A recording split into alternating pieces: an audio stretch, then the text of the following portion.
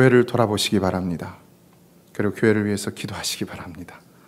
연약한 성도들을 돌아보며 기도하시고요. 항상 근신하에 깨어서 사단이 틈을 타지 못하도록 기도해야 할 줄로 믿습니다. 우리 육신도에 약간의 스트레스가 있어야지 건강하다고 합니다. 그러므로 우리는 늘 평안하나 평안치 않으나 깨어서 자신을 쳐서 복종시키며 기도하며 성령 충만에 힘쓰고 그걸 영혼 구원하는 사명에 힘써야 하는 것입니다. 그러므로 점검해 보시기 바랍니다.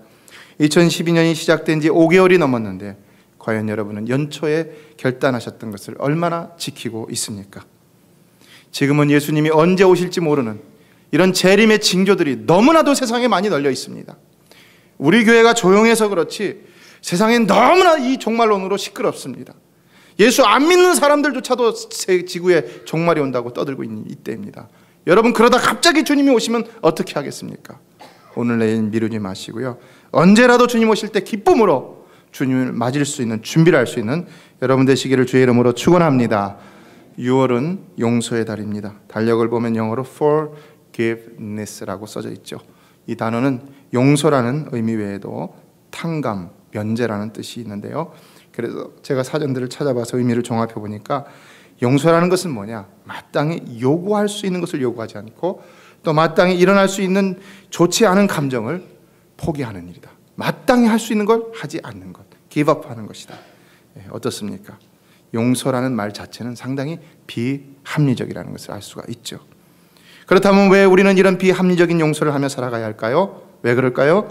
세네카는 이런 말을 했습니다. 용서를 받으려면 먼저 용서해라. 용서를 받기 위해서 우리는 용서해야 된다는 것이죠. 이것이 성경과 부합되죠. 마태복음 6장 14절을 보면 너희가 사람의 과실을 용서하면 너희 천부께서도 하나님께서도 너희 과실을 용서하시려니와 라고 예수님께서 말씀하고 있습니다. 내가 먼저 남을 용서하지 않는다면 하나님도 나를 용서해 주지 않는다는 것입니다. 그렇다면 근본적으로 구원을 얻는 진정한 회개라는 것은 무엇까지도 포함되고 있다는 것을 알 수가 있는 것입니까?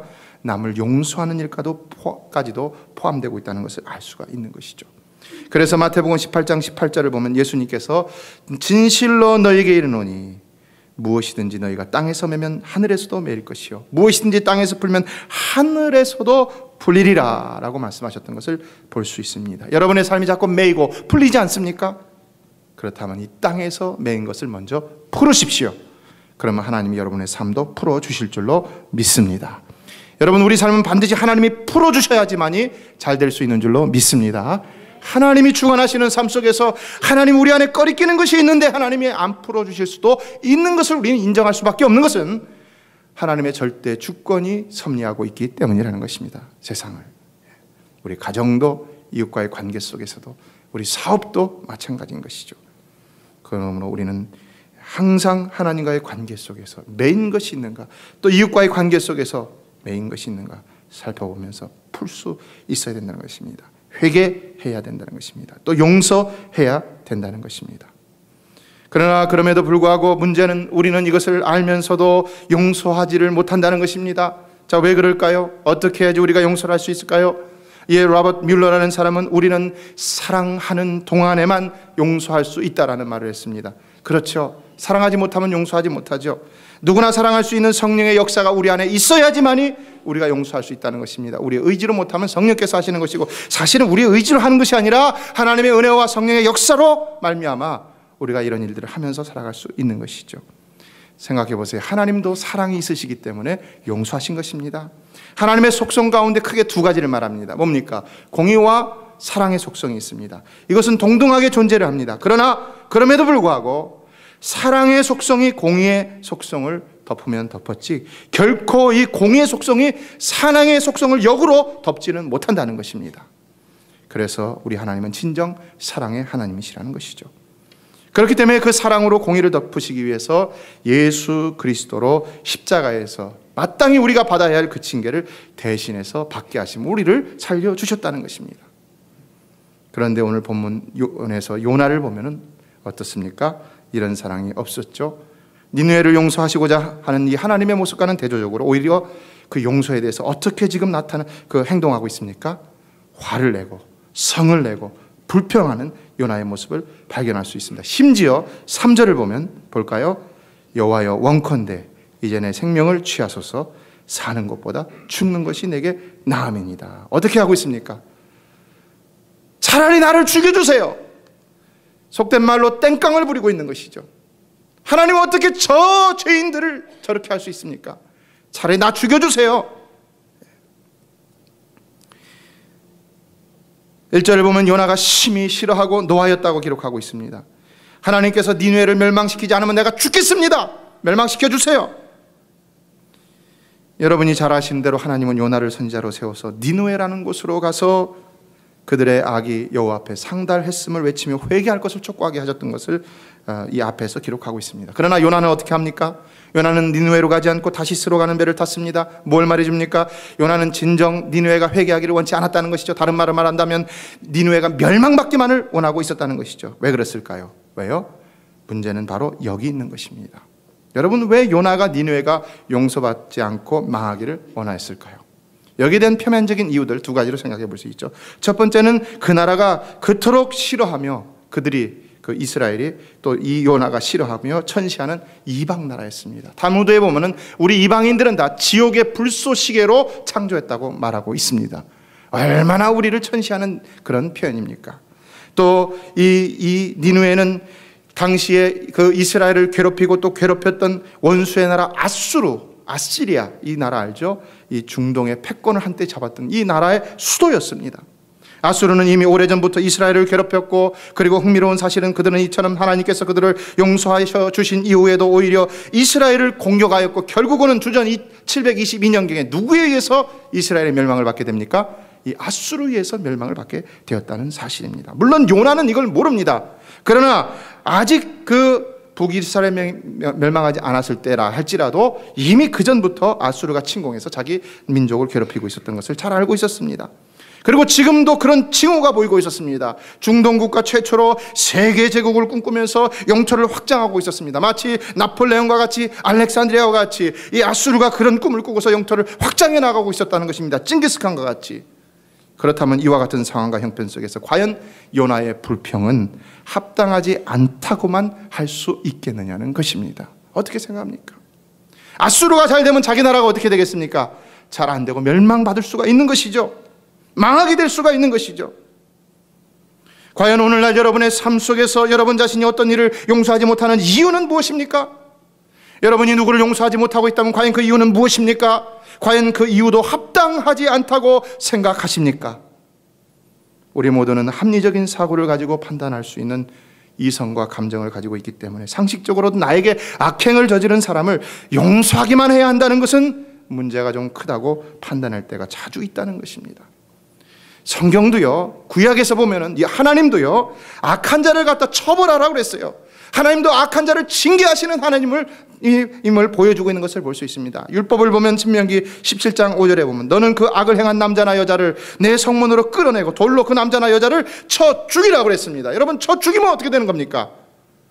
이거는 사랑의 채찍이 아니죠. 죽으면 끝나는 건데요. 이건 심판을 얘기하는 것입니다. 하나님은 악을 행한 자에게 처벌하는데 죽이라는 겁니다. 이런 하나님이 지금 용서의 은혜를 베푸시고 계셨다는 것입니다. 뭘 알 수가 있습니까? 첫 번째 우리가 먼저 알아야 될 것은요, 이처럼 악을 행한 자는요, 아무리 용서를 해주고 용서를 받는다 할지라도 그는 여전히 처벌받을 자로서 용서를 해주고 용서를 받아야 한다는 사실입니다. 처벌받을 자로서 용서를 받는 것입니다. 성경에서 용서해 주라고 해서 매인 것이 없이 풀라고 해서 하나님께서 무조건적으로 우리를 용서해 주신다고 해서 용서받는 우리의 악행이 아무것도 아닌 게 아니라는 것을 죄를 지은 사람은 분명히 알아야 한다는 것입니다. 그 악행은, 그 죄악은, 그 잘못은 진정 나쁜 것이고 반드시 처벌을 받아야만 할 일이라는 것을 기억하면서 용서를 구해야 한다는 것입니다. 또 용서를 받을 때도 그렇게 받아야 한다는 것입니다. 사랑하는 성도 여러분, 오늘날 우리가 다 하나님의 은혜로 용서를 받았습니다. 모든 죄가 다 용서를 받은 줄로 믿습니다. 믿으십니까? 여러분의 모든 죄가 다 용서를 받았습니다. 여러분이 오늘 아침에 남편에게, 아내에게 성질낸 것도 다 용서를 받은 줄로 믿습니다.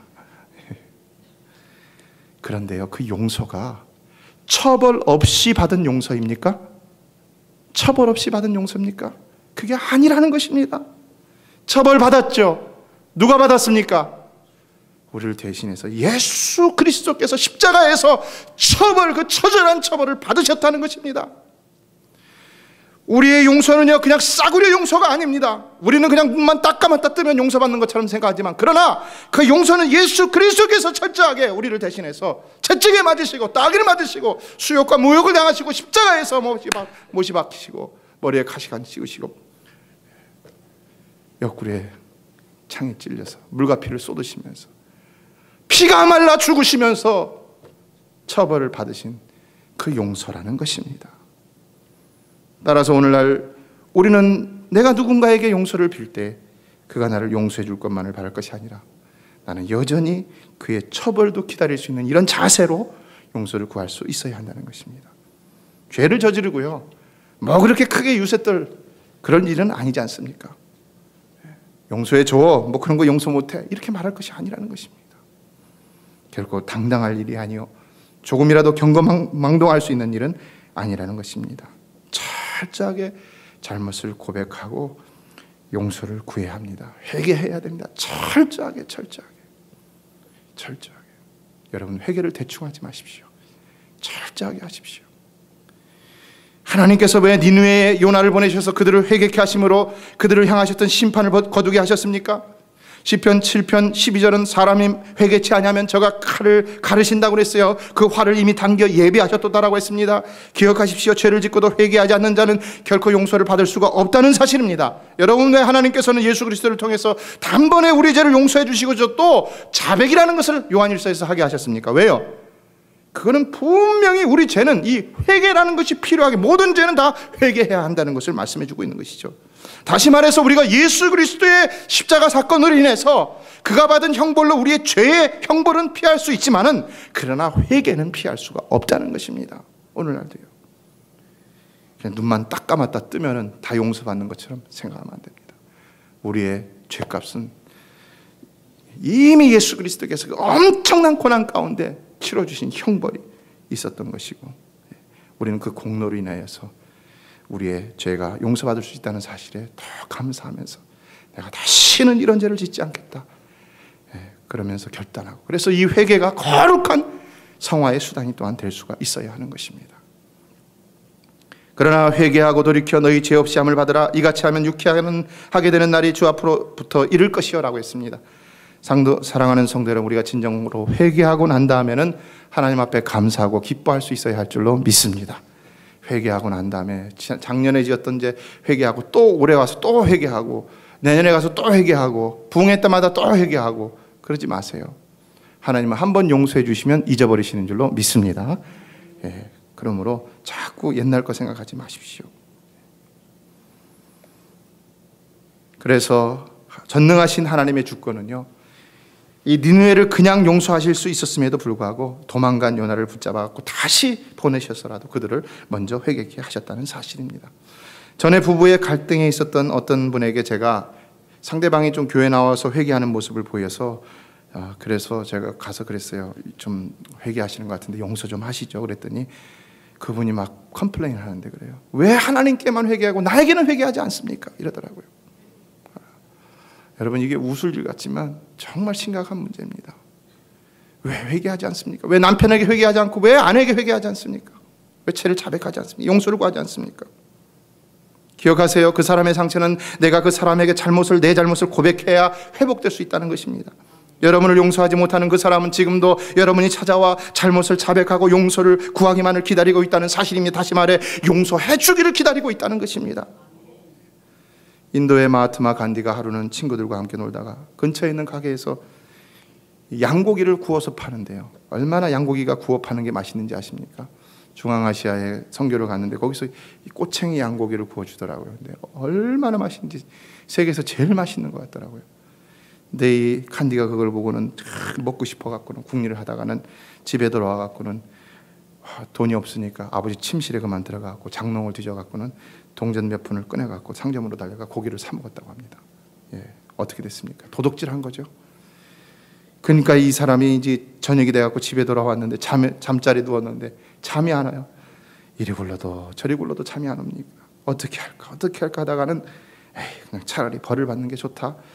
그리고는 밤에 아버지 직접 찾아가갖고 말씀드리기는 곤란하니까 이 작은 종이 조각에다가 몇 줄을 적어갖고는 그걸 갖다가 말아갖고 아버지 침실문에 이 열쇠 구멍에다 탁 끼워놓고 왔다는 것입니다. 그리고 이튿날 새벽이 됐습니다. 어떻게 됐을까요?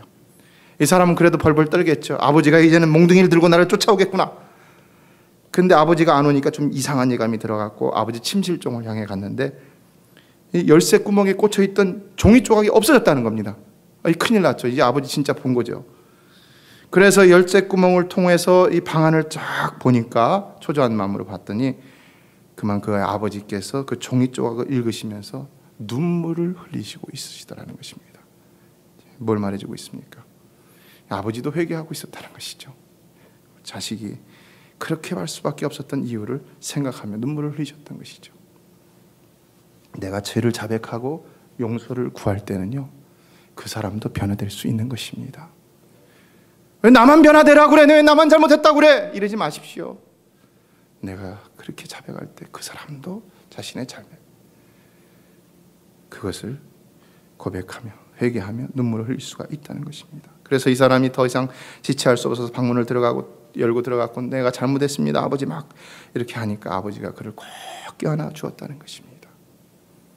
용서에는 분명히 역사가 일어나는 것입니다.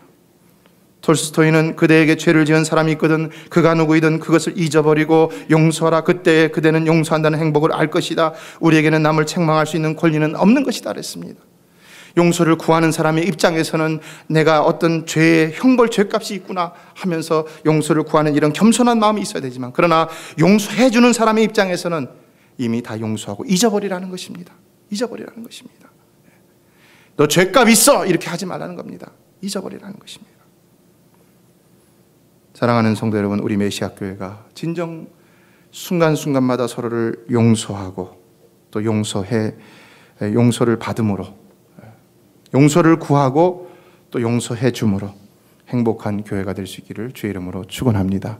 여러분의 가정도 이렇게 되기를 주의 이름으로 축원합니다. 그러나 두 번째로 생각해 볼 것은, 하나님의 입장에서 보았을 때 니느웨는 하나님을 섬기지도 않았던 이방 민족이었고 게다가 하나님의 백성들을 괴롭혔고 또 더 나아가 그들을 멸망케 할 나라였습니다. 하나님은 이미 이것을 알고 있었습니다. 사람들은 보지 못해도 하나님은 알고 계셨습니다. 그런데 왜 하나님께서 그럼에도 불구하고 그런 악독한 나라에게 회개의 메시지를 보내시게 하셨고 또 그들을 회개케 하시며 회개했을 때 그들을 용서해 주셨을까요? 과연 왜 그러셨을까요? 왜요? 왜요? 우리가 여기서 잘 판단해야 될 것이 있습니다. 오늘 본문 속에서는 직접적으로 나와 있지 않은데요, 모든 상황과 형편과 말씀의 정황을 살펴봤을 때 하나 깨달을 수 있는 중요한 메시지가 있습니다. 그것은 하나님께서 악독이 극에 달한 니느웨를 향한 심판의 경고와 그들의 필수적인 회개 과정을 통한 용서를 통해서 사실은 누구를 향한 경고와 사랑의 메시지를 보내시고 있었던 것입니까? 이스라엘이라는 것입니다. 이스라엘이요. 예수 믿지 않는 어떤 자연인을 통해서, 불신자를 통해서 그를 경고하시고 또 심판하시는 것을 통해, 아니면 경고하시고 회개케 하시고 주께로 돌아오게 하시는 역사를 통해서 때로는 나에게 경고하시고 나에게 이런 사랑의 메시지를 보내실 수가 있다는 것입니다. 이것을 분명하게 알 수 있는 것은 이 요나의 시대가 그런 시대였어요. 요나의 시대는 여로보암 2세의 통치 기간이라고 할 수 있는데, 이스라엘에 망하게 된 그 가장 근본적인 동기는 바로 이 여로보암 2세에 있었습니다.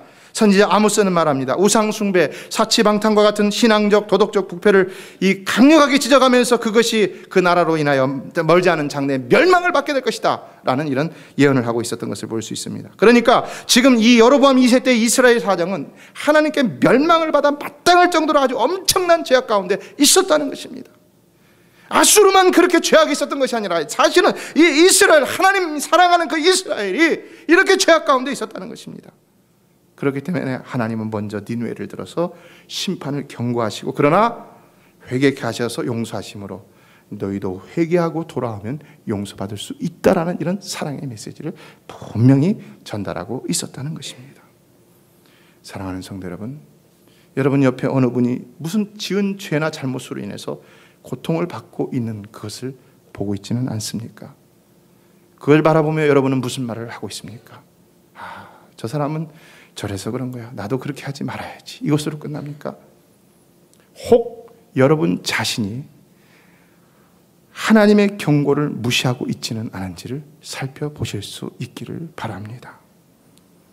어쩌면 하나님께서 그 일을 통해서 여러분의 죄악을 경고하고 그러므로 여러분을 회개케 하심으로 용서해 주시기를 원하시는 그런 마음으로 그것을 보여주실 수 있다는 사실을 기억하라는 것입니다. 바로 여러분을 용서하시기를 원하시는 우리 주님의 사랑의 마음을 우리의 일반 은총의 영역 속에서도 그런 수단들을 통해서도 우리에게 보여주실 때가 있다는 것입니다. 이번 달 달력에 기록된 이사야 55장 7절 말씀은 분명하게 말씀하죠. 악인은 그 길을, 불의한 자는 그 생각을 버리고 여호와께로 돌아가라. 그리하면 그가 긍휼히 여기시리라. 우리 하나님께로 나아오라. 그가 널리 용서하시리라. 사랑하는 성도 여러분, 우리 하나님은 분명히 심판보다도 용서를 더 기뻐하시는 사랑의 하나님이신 줄로 믿습니다. 그러나 그럼에도 중요한 것은 악인이 받을 수 있는 그 하나님의 사랑과 용서라는 것은 오직 무엇을 통해 받을 수 있다는 것입니까? 회개를 통해서만이 받을 수가 있다는 것입니다. 회개라는 건 반드시 예수 그리스도의 공로가 아니면 할 수가 없는 것이죠. 예수의 이름으로 회개하는 것이죠. 우이독경이라는 말이죠. 아무리 소액의 경을 읽어줘도 이해하지도 못하고 듣지도 못하고 깨닫지도 못합니다. 아무리 하나님이 우리에게 경고의 메시지를 보내주시는데도 내가 듣지 못하고 깨닫지 못한다면 어떻게 되겠습니까? 결국 이스라엘은 이것을 듣지 못하고 깨닫지 못하여 어떻게 됐습니까? 멸망하게 되었다는 겁니다. 그 나라에 의해서 결국 멸망하게 되었어요. 그런데요,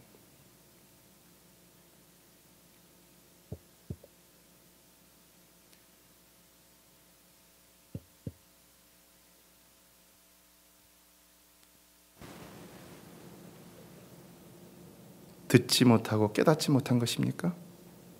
아니라는 겁니다. 듣지 않고 깨달으려 하지 않은 것이라는 것입니다. 우리 삶이요. 하나님이 이미 경고를 주시는데 듣지 않으려고 해요.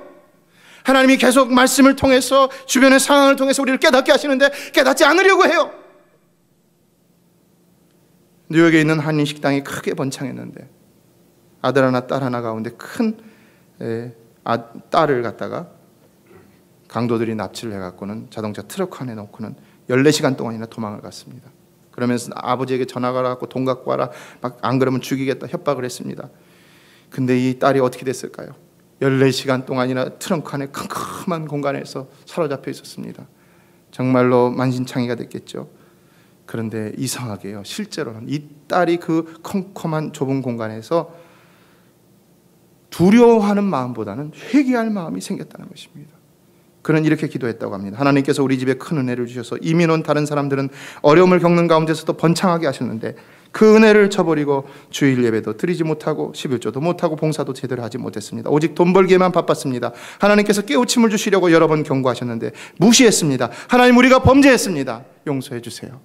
회개를 했다는 것입니다. 하나님이 여러 번 경고를 주시는데도 무시했습니다. 하나님 왜 하필이면 납니까? 내가 무슨 죄를 졌습니까? 아니면 하나님 살려주세요, 벌벌 떨면서. 그런데 이 딸은 그렇게 하지 않고 진심으로 해결했다는 것입니다. 이게 은혜인 것이죠. 은혜인 것이죠. 그렇게 이렇게 한참 회개하고 난 다음에 감사의 기도가 나왔다는 것입니다. 결국 어떻게 됐을까요? 아버지가 범인들에게 돈을 건네주는 현장에서 FBI하고 경찰에게 붙잡혔다고 합니다. 그래서 14시간 만에 트렁크에서 열렸는데 사람들이 그 아이가 많이 상했을 줄 알았죠. 그런데 이 아이가 머리 털끝 하나 상하지도 않고 나오는데 보니까 아주 성령 충만한 얼굴로, 달덩이 같은 얼굴로 나오더라는 겁니다. 어떻게 된 겁니까? 14시간 동안 트렁크 안에서 붕해가 열린 것이죠. 딸에게 물었습니다. 야, 14시간 동안 힘들지 않냐? 그랬더니 제가 14시간 동안이나 있었나요? 전 2-3시간밖에 있지 않았는 것 같은데요? 그랬다는 겁니다. 뭘 얘기해 줍니까? 여러분, 우리가 회개하는 것이 불편하고 힘들 것 같지만요, 그렇지 않다는 겁니다. 회개는 내가 하는 겁니까? 성령의 은혜로 하는 줄로 믿습니다. 그리고 그 시간은요, 하나님은 모든 것을 회개하기 때문에 우리가 진정으로 회개할 때 많은 것을 쏟아내게 하시지만 그러나 그렇게 지루하거나 길게 느껴지는 시간이 아닙니다. 그 시간은 정말 은혜가 충만한 시간이라는 것입니다. 로마서에 말했죠. 죄가 많은 것에 뭐가 많다고 그랬습니까? 은혜가 많다고 그랬습니다. 많은 은혜 가운데 살아가기를 원합니까? 그럼 날마다 하나님과의 관계 속에서 부족한 것을 서슴없이 내어놓고 기도하시라는 것입니다.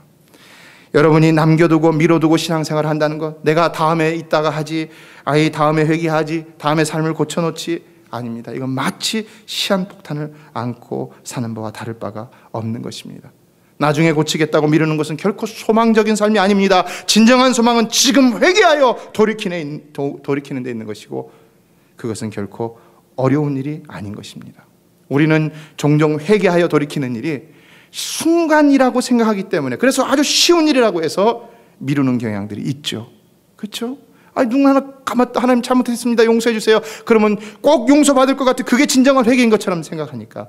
물론 그렇게 회개해서 용서받을 수 있죠. 그러나 기억해야 할 것은 하나님의 채찍도 순간이라는 것입니다. 순간. 그러므로 항상 깨어 자신을 돌아봄으로 늘 하나님 앞에서 겸손하게 회개하고 돌이키는 삶만이 소망 있는 삶이 됨을 알아야 하는 것입니다. 사랑하는 성도 여러분, 우리는 겸손해야 할 줄로 믿습니다. 하나님 앞에서 겸손을 잃어버리면요, 내가 먼저 하나님을 떠나게 되는 겁니다. 하나님을 섬긴다고 하면서도 내 중심은 다른 데가 있는 것입니다. 내 신앙이 잘못되어지는 것입니다. 여러분이 아무리 열심히 신앙생활을 한다 할지라도 항상 자리를 지키시기를 바랍니다. 그리고 이제는 용서의 마음을 가지고 나에게 고통을 주며 나를 대적하던 자들을 용서하며, 아직도 이 놀라운 용서의 사랑을 모르는 자들에게 하나님께서는 요나처럼 나가서 전하라 라고 말씀하고 계신다는 사실을 기억하시고, 진정 영혼 구원하는 일에 힘쓰는 우리 모든 메시아가 되기를 주의 이름으로 축원합니다. 이제 우리 교회는 저 북한과 중국으로 나가고요, 또 힌두교가 등세하는 인도로 나가고, 모슬렘들이 지배하는 저 중동, 예멘, 그리고 우리 민족의 원수들이 할 수 있는 일본으로, 그리고 저 남미로 선교사님들을 파송하며 후원하고 있습니다. 이제 8월에는 니카라과의 중고등부 또 청년 EM 청년들이 나가서 단기 선교를 할 것이고, 또 9월부터는 영혼을 구원하는 메시아 잔치가 시작될 것입니다. 지금까지는 여러 가지 행사로 여러분이 즐거우셨다면 이제는 그 모든 것들을 하나님 앞에 쏟아놓으시며 이웃에게 나눠줄 수 있기를 바랍니다. 하나님, 여러분을 용서해 주신 그 놀라운 사랑을 여러분만 간직하지 마시고, 여러분 주변에 가정으로부터 시작해서 가까운 이웃, 형제자매, 친구, 그리고 더 나아가서 민족과 세계 가운데서 반드시 드러내시고 전하심으로 인하여서 모두가 이 하나님의 놀라운 사랑 가운데로 들어오게 하는 실로 겸손한 신앙의 모습을 보여주는 여러분 우리 모두가 되기를 주의 이름으로 축원합니다. 기도하겠습니다. 다 같이 우리 말씀을 생각하며 기도합니다. 겸손하게 하여 주시옵소서. 또 용서하게 하여 주시옵소서. 내가 하나님 잘못했는데 용서를 구하지 못하였습니다. 용기를 허락하여 주시옵소서. 다 하나님의 은혜와 성령의 역사인 것입니다. 그러므로 하나님을 구하십시오. 은혜를 구하십시오. 회복과 치유의 역사가 우리 가정들 가운데서 일어나기를 원합니다. 남편은 아내에게, 아내는 남편에게 용서를 구할 수 있는 용기를 가지시기 바랍니다. 또 자녀들만 엄마 아빠한테 잘못한 것이 아닙니다. 사실은 엄마 아빠가 자녀들에게 잘못하기 때문에 자녀들이 잘못하는 것이고요, 그것이 커갖고는 그 부부의 가정 속에서 드러나게 되는 것을 볼 수가 있습니다. 그 자녀의 잘못된 큰 모습이 바로 엄마 아빠들의 모습이라는 것입니다. 기도하십시오. 그러므로 용서의 능력을 구하십시오.